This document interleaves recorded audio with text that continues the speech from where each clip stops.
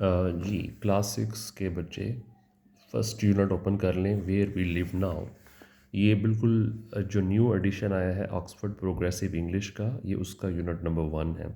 Living alone in the wilderness. Wilderness कहते हैं जंगल बेयाबान इलाके को, जहाँ पे अकेला रहने का किसी को इत्तेफाक हुआ।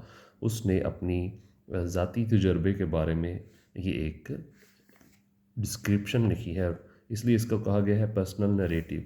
16 ईयर ओल्ड जैकी बैसन, 16 साल का लड़का है जिसका नाम है Jackie Basson, has chosen to live in a tepee. उसने ये चूज़ किया है कि वो टिपी में रहेगा। टिपी क्योंकि ये एक स्मॉल लेटर से स्टार्ट हो रहा है टिपी, इससे पता चल रहा है कि टिपी जो है किसी शहर का नाम नहीं है, बल्कि क्या है, conical tent covered with animal. Cone shape का टेंट है जो कि एनिमल की स्किन से कवर हुआ है। तो प्रॉबेबली यही वो लड़का है जिसने फैसला किया है कि वो जानवर की खाल का बना हुआ टेंट होगा, कॉनिकल शेप का होगा, उसमें रहेगा। आगे कहते हैं his tent is in the wild wilderness of the Isle of Skye in Scotland. अब वो उसका टेंट है किधर? उसका टेंट है स्कॉटलैंड कंट्री को कैपिटल एस से लिखा गया है। उसका इलाका है आइजल ऑफ स्काई, और उसके बेयाबान जंगलात में उसका टेंट मौजूद है। Before you start to read, इससे पहले कि आप इस कहानी को पढ़ना शुरू करें, लुक एट द पिक्चर, आप उस तस्वीर को देखें, पिक्चर्स को देखें, and suggest what sort of life you think Jackie is going to describe to you. शायद अगले पेज पे एक पिक्चर है जिसके बारे में हमें कहा जाए कि इस पिक्चर को गौर से देखें। तो हमें वाकई इधर बेयाबान और वीराना ही नज़र आ रहा है, कोई इंसानी आबादी नहीं है, और बल्कि पहाड़ भी कोई स्मूथ नहीं है, बहुत ज़्यादा स्टीप हैं ये। आइए पहले पेज पे वापस। अ, तो आपको पिक्चर सजेस्ट करेगी कि किस किस्म की ज़िंदगी ये जो जैकी बैसन फुल नेम था जिसका, वो आपको कैसी लाइफ डिस्क्राइब करने जा रहे हैं। देन रीड द टेक्स्ट, फिर आपने टेक्स्ट को अलाउड पढ़ना है with correct expressions and punctuation.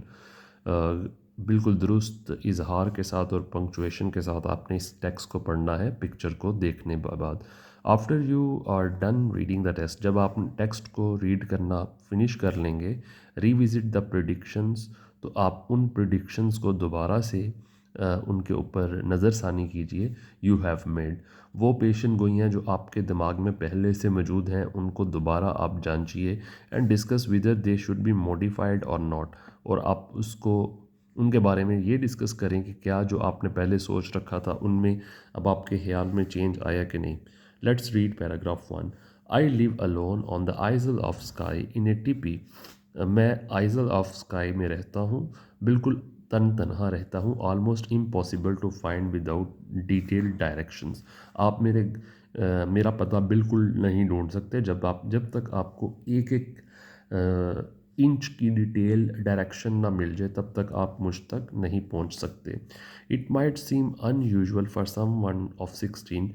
आपको तो ये बहुत ही गैर मामूली लगेगा, मामूल से हट कर ये बात लगेगी कि एक 16 साल का लड़का हो कोई। But love my own company, but I love my own company, लेकिन मुझे अपनी ही कंपनी बहुत पसंद है। मैं and I am passionate about preserving wild species, और मुझे जोश और जज्बा मेरे अंदर, दिली लगन मौजूद है कि मैं जो वाइल्ड स्पेसीज़ हैं, जो बेयाबान खुली जगह हैं, मैं उनको अपनी अपनी जो है अपने एक्सपीरियंस में लेकर आता हूँ। आई ग्रू अप विद माई मम, मैं परवान चढ़ा हूँ अपनी माँ के साथ, मेरी नशन माँ हुई है, मैं जवान हुआ हूँ, जिसका नाम अपनी माँ का नाम बता रहा है गिली। तो अगर आपसे पूछा जाए जिकी की मदर का क्या नाम है, तो आप कहेंगे गिली। और उसकी बड़ी बहन थी जिसका नाम है येजी। येजी उसकी बड़ी बहन है। In the wilds of the in the wilds of the Cairngorms, बेअब किस वीराने में ये लोग लोग जो हैं पले बड़े हैं कैरिंगॉम्स में। कैरिंगॉम के ऊपर छोटा सा स्टार लगाया हुआ है, इसका मतलब है, इसका मीनिंग आपको कहीं ना कहीं स्टोरी के एंड पे मिलेगा। ये रहा, Cairngorms are a wild part of the Highlands of Scotland. यही रहा, ये रहे, ये रहे हाईलैंड्स ऑफ स्कॉटलैंड, और इसका क्या है, ये ही इसका पार्ट है, कैरिंगॉम्स। आइए इस पेज पे लास्ट लाइन्स में वापस, we lived in a remote end, हम एक रिमोट इलाके में रहते थे, यानी कि शहर से बहुत दूर हटकर जो इलाका होता है उसको रिमोट एरिया कहते हैं। एंड समटाइम्स इनएक्सेसिबल होम, और बाज़ औक़ात हम ऐसे घर में भी रहते रहे हैं जो बिल्कुल किसी की एक्सेस में नहीं आता था, पहुंच से बाहर था। इनएक्सेसिबल, जो चीज़ पहुंच से बाहर हो। Using cross country skis to haul food and supplies to the house, using cross country skis to haul food and supplies to the house, और घर में हम किसी तरह खाने और रसद को जो है महफूज कर लेते थे। अगले पेज पे आ जाइए। मम कुक बुक राइटर, मम अ कुक बुक राइटर, मम जो थी हमारी एक कुक बुक राइटर थी, यानी कि वो उन्होंने काफ़ी सारे खाने बनाने जानती होगी। Taught us about possible dangers,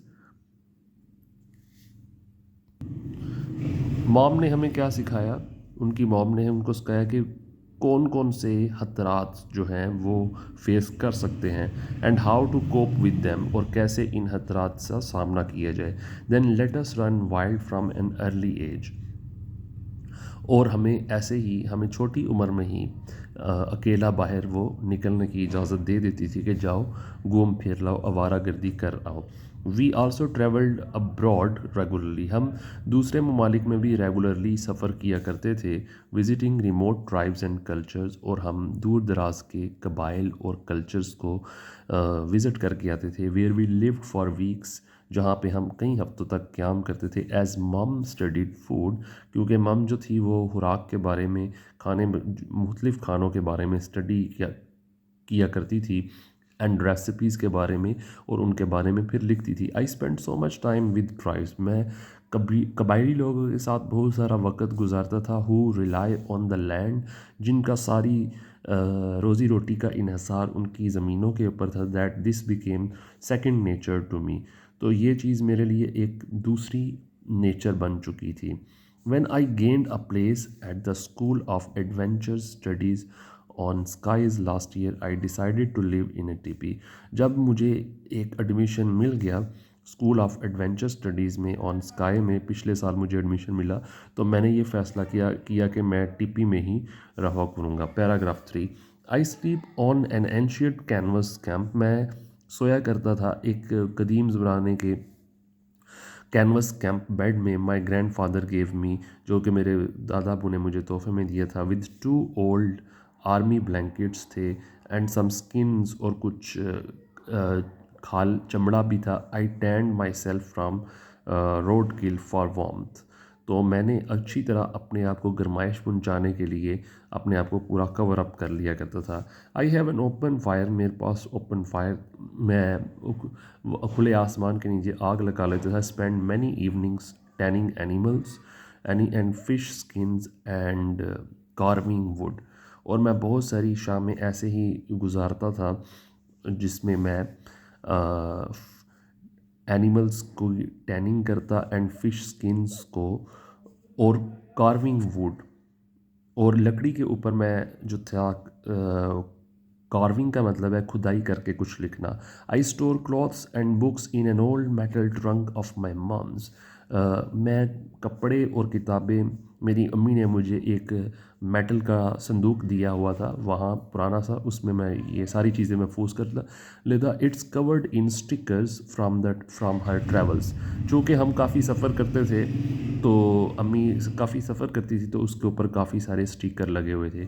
I wash my clothes in the river, मैं दरिया में अपने कपड़े धो लिया करता। And dry them in the wind, और फिर हवा से उनको खुश्क कर लेता, और in the heat from the fire, या आग की गर्माहट से भी उनको ड्राई कर लेता था। I have a shower using water from the river, मैं दरिया के पानी से नहा भी लेता था। Paragraph 4, I wake up at 6 AM। मैं सुबह 6 बजे उठता and get the fire on straight away. फ़ौरन मैं आग जलाता using flints and steel, flints और स्टील का इस्तेमाल करते हुए। There is usually a good bed of embers from the previous day. गुज़रे हुए दिन से काफ़ी अच्छी मुझे वो लकड़ियाँ वो मिल जाती थी। So the fire is soon blazing. तो जली जली हुई लकड़ियाँ थी वो मुझे मिल जाती गुज़श्ता दिन से। तो आग जो थी वो जल्द ही भड़कना शुरू हो जाती। While I eat the bread, जैसे ही मैं रोटी खाता तो आग भड़कना शुरू हो जाती, ब्लेज करती। I have made for my breakfast, जो कि मैंने अपने नाश्ते के लिए रोटी बनाई थी वो मैं खा रहा होता तो आग भी जलना शुरू हो जाती थी।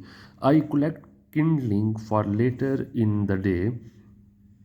अब मैं दिन के बाकी बकिया हिस्से में जो थे वो छोटी छोटी लकड़ियाँ इकट्ठी करते। Then I wash up at the river. तो और फिर मैं दरिया के पास जाके नहाता, मुंह मुंह हाथ धोता या नहाता। Sometimes I just jump in.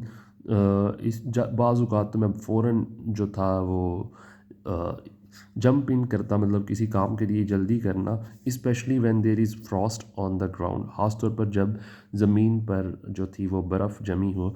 When I rush back to the tepee, जब मैं अपनी झोंपड़ी में अपने हैमे में वापस आता। इट्स लाइक अ स्वाना, तो सोना, तो ऐसे लगता कि सोना जैसा फील होता। I get my backpack organise. मैं अपना जो बैग था वो पूरी तरह से वो रेडी करता, इंक्लूडिंग एनी फूड, जिसमें मैं कोई अपना टिफ़न शिफ़न रखता खाने का। And kit I need for the day, और वो पूरी किट तैयार करके रखता अपने बैग में जो पूरे दिन के लिए मुझे चाहिए होती थी।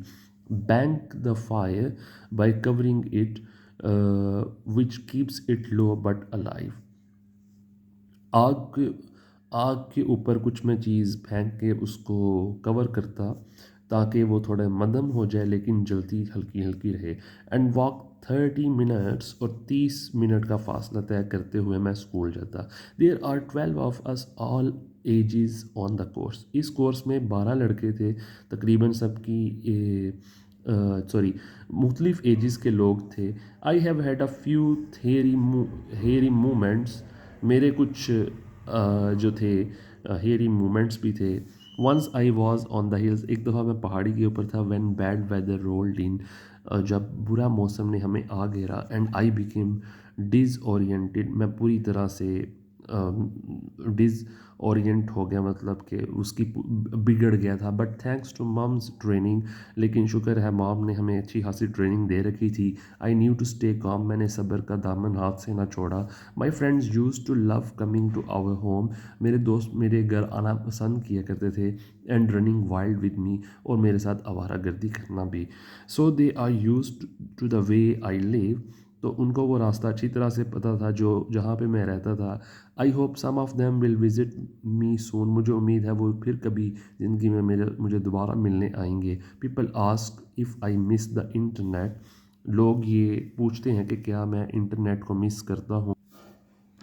But I never use to use it, मैं लेकिन मैं कभी इसका इतना इतना इस्तेमाल ही नहीं किया। और इवन वॉच टेलीविज़न, मैं इतना टीवी भी नहीं था देखता। आई एम सोशेबल, मैं लोगों के साथ घुलना मिलना पसंद करता हूँ। But I have always enjoyed my own company, लेकिन मुझे हमेशा अपने अकेले की कंपनी भी बहुत पसंद रही है। Last paragraph, I use my mobile every few weeks to catch up with friends. मैं अपने दोस्तों के साथ हेलो हाई करने के लिए हर दूसरे तीसरे हफ्ते जो है मोबाइल यूज़ करता हूँ, और मैं अपनी मम्मी के साथ भी बात कर लेता हूँ। Who I usually see once a month, अम्मी के साथ मेरी महीने में एक बार ही कभी मुलाकात होती है।